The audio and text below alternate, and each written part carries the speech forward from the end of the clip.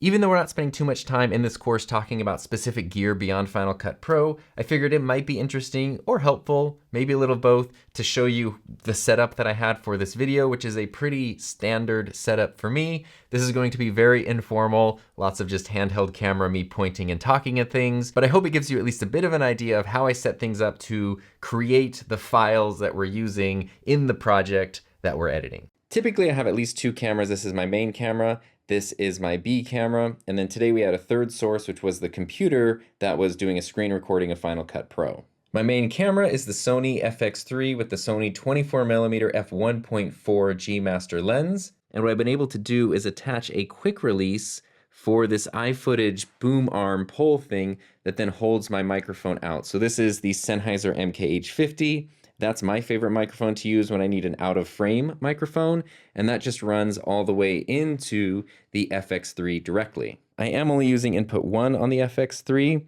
and my phantom power is turned on to power the microphone, and then I have my levels actually just set to auto. I do have my computer monitor set up here with the FX3 running into my ATEM Mini, just so I can monitor things. So right here, I have a bigger, since I'm getting older, my eyesight's getting worse, so I have a bigger view here. And this is all just Ecamm Live, and then I usually have the Notes app open too, because these are just the notes for the outline of whatever specific video I happen to be working on that day. I do also have the camera connected to USB power, so that way I don't have to worry about the battery dying while I'm recording. And then I have the memory card formatted before I start recording, so that way I don't have to worry about running out of space on the memory card either. It probably won't be a surprise to learn that my B camera is the Sony a7S III. Usually I have a 50mm lens on it. This is the Sony 50mm 1.8, but sometimes I'll put a wider lens on it too, depending on the shot that I need. And that just sort of gets a second angle over here, which I personally like.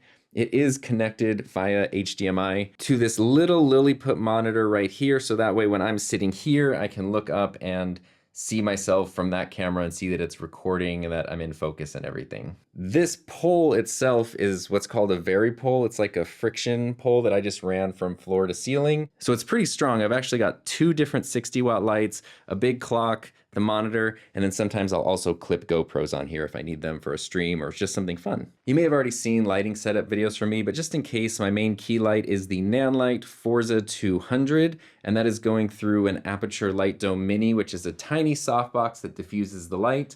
I have it bouncing off, it's so bright you can't see, I have it bouncing off of the ceiling and the wall there, so that the light coming back this way is extra soft. I do have some extra fill that's provided actually by this one here. This is the iFootage 60-watt anglerfish light going into a lantern. And then here I've got a Falcon Eyes LED light panel. It's a really, really thin light that's in a softbox. So it's pretty lightweight. It's a lightweight light.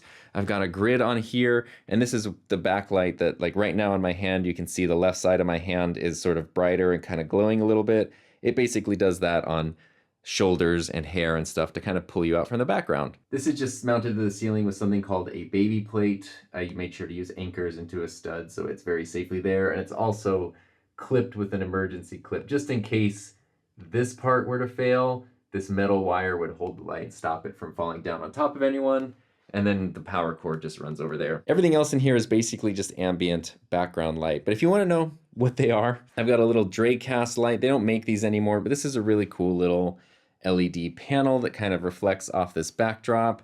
I've got two Nanlite Pavo tubes kind of down here doing the whole color spectrum.